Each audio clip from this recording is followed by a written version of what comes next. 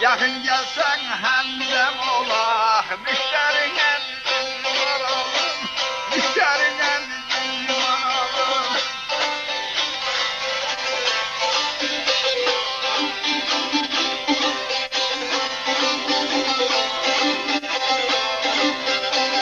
Ey sevdiceğim ey camalım ol ey şanısı kemer.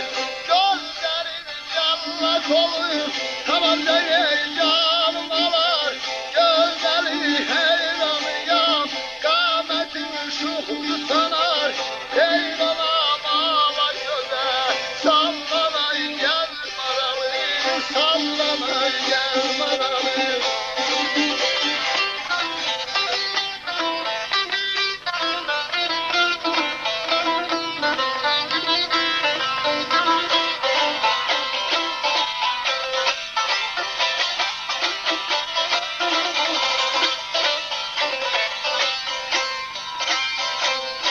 Dedim ey kim düşüp ey bu sevdaya gelir,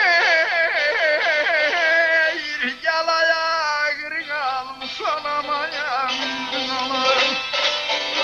Eşkıdan yandı kerem, bismillah ataşı, alıştı yandı gören, Şah Merdan nökeriyem, erenlerdi pinhan gelen, sevdiğim eryeğim, aşık söyün oldu kerem, eşk ehli coşa gelip, gedem sahlayanlar alın, gedem sahlayanlar ayy.